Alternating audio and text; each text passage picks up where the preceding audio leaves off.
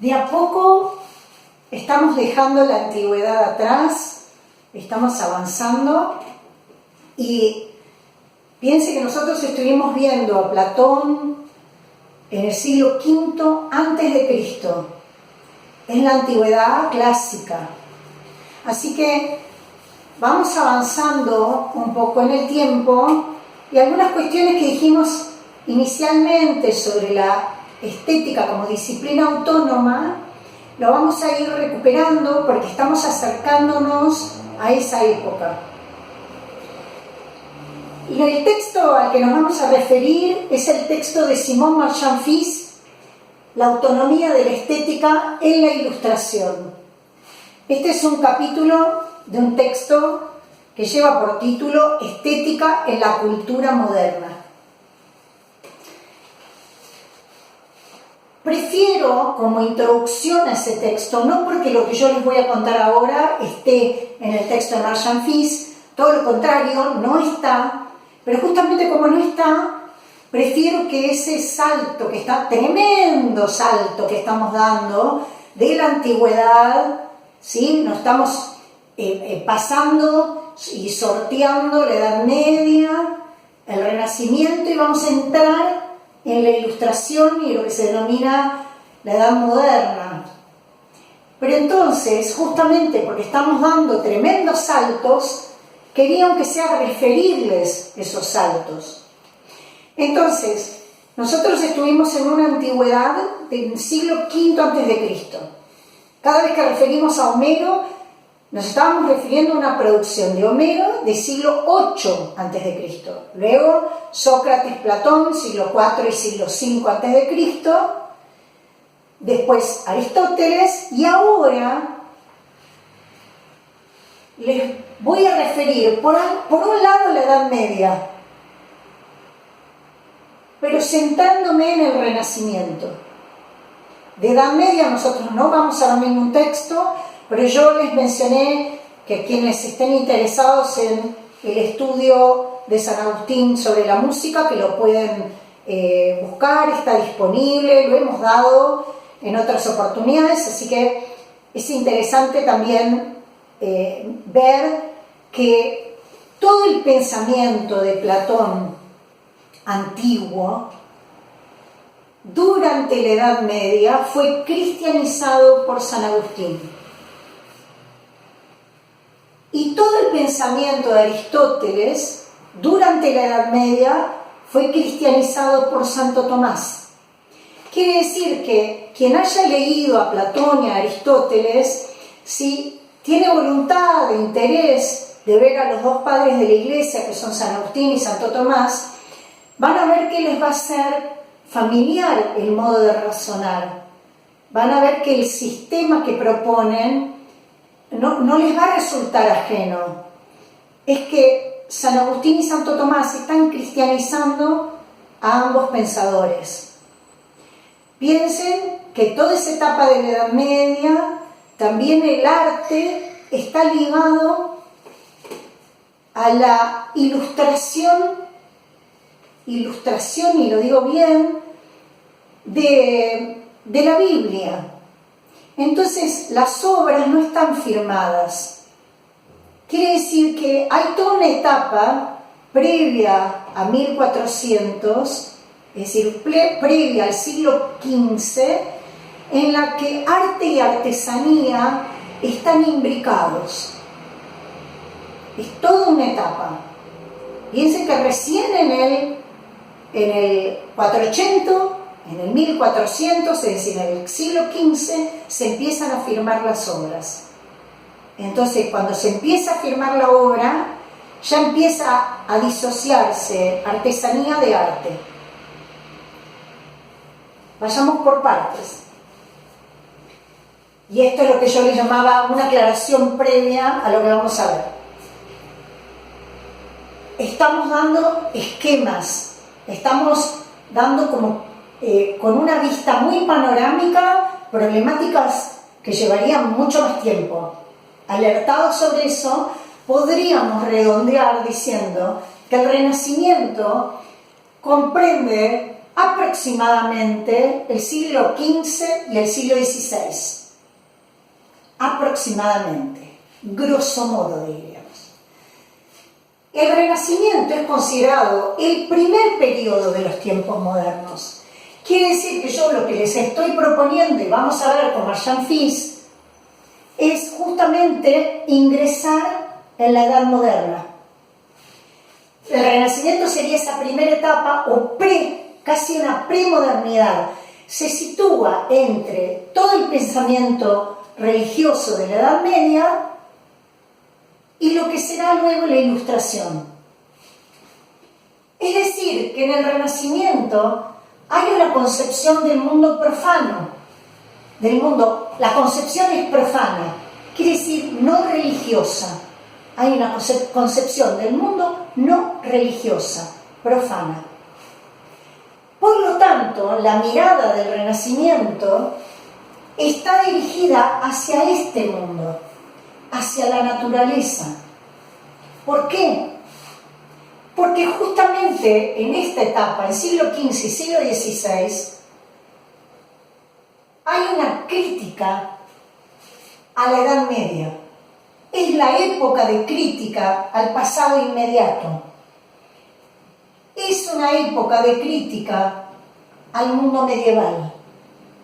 El mundo medieval caracterizado como una concepción religiosa del mundo y de la vida. En la Edad Media hay un desprecio por el mundo terreno. ¿Por qué hay desprecio por el mundo terreno? Porque el privilegio y el prestigio lo tiene el más allá.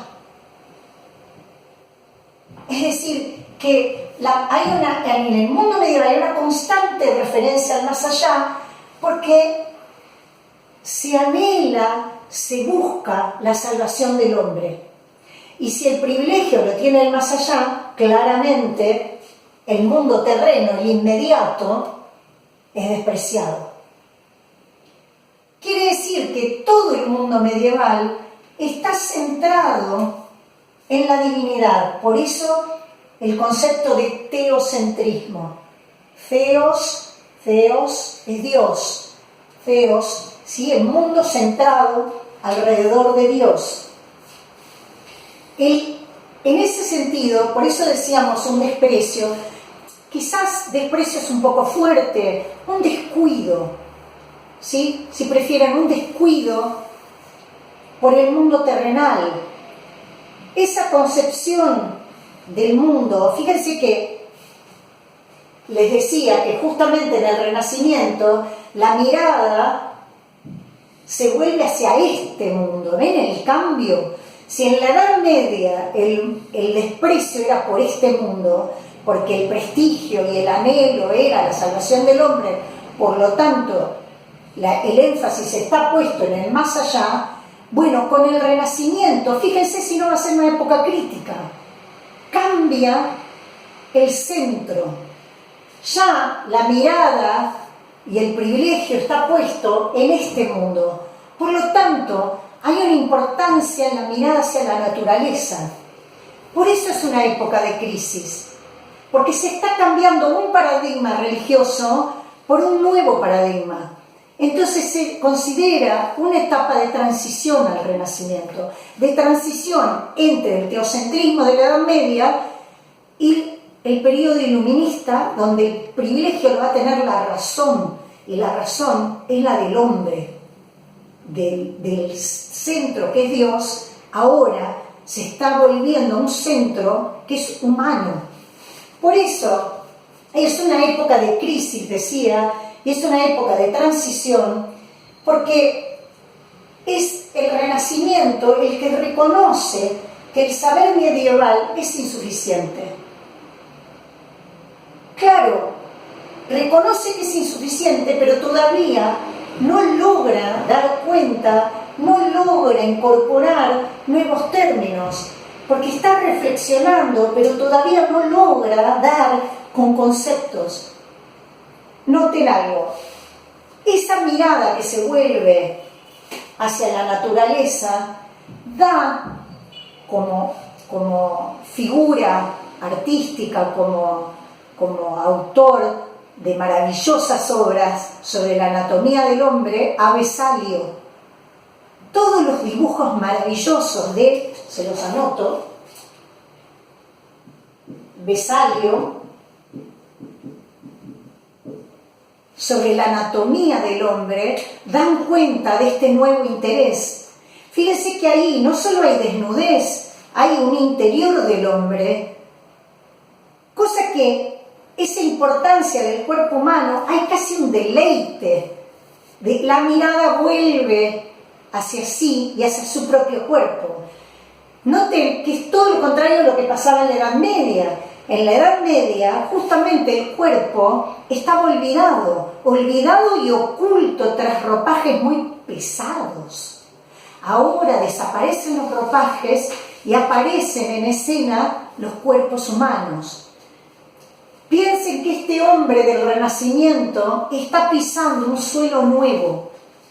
Es la época de Copérnico, así que es la época en que la ciencia realiza avances muy notables.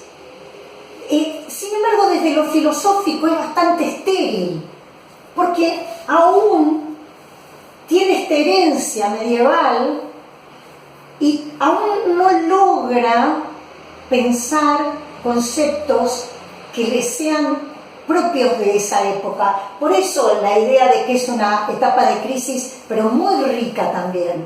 Es muy rica esta transición. Hay una crítica al pasado inmediato, es decir, a la Edad Media. También es una época de fracasos, pero ya sabemos que muchos fracasos luego son como etapas de fracaso y luego se encuentra alguna respuesta a eso que se está preguntando. Es una época que tiene clara conciencia de que los contenidos y los modos del saber medieval son insuficientes. Entonces es una época que se caracteriza por criticar al mundo medieval, lo rechaza y lo critica, pero no logra todavía inaugurar nuevos caminos. Por eso es una época de tanteos, es una época de búsquedas, ¿no? Pero también de confusión. No hay logros firmes, todavía no hay logros sólidos.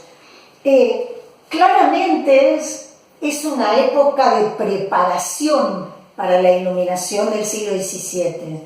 Y esta época de transición, sin embargo, da algunos resultados muy interesantes, porque por esa crítica y esa crisis que están viviendo, aparecen dos respuestas, como dos líneas. Una en la que intenta renovar la antigüedad, es decir, trata de reeditar a los pensadores antiguos. Quiere decir, es una época que pareciera que quiere saltearse la Edad Media y ir en busca de la antigüedad perdida. Por lo tanto, el Renacimiento da cuenta y produce o se manifiestan durante el Renacimiento pensadores neoplatónicos. Todo el neoplatonismo está en auge en la época renacentista. Y como contrapartida, o desde la otra vereda podríamos decir, aparece el escepticismo. Pensadores escépticos, pero hermosos en su escritura, que se los recomiendo de corazón. Si alguna vez pueden leer los ensayos de Montaigne, quiere decir, dijimos, que se da el neoplatonismo como esa voluntad de reeditar a la antigüedad, y que también se precipita en esta etapa un pensamiento escéptico muy fuerte, por ejemplo, el de Montaigne. Y les estaba recomendando, si pueden, si quieren, si les interesa, aunque sea por curiosidad, está armado en pequeñas reflexiones en los pensamientos de Montaigne.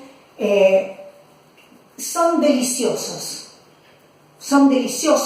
son muy inteligentes y tienen cierto escepticismo que parece mentira que sean de un siglo tan lejano, porque tienen una actualidad muy maravillosa.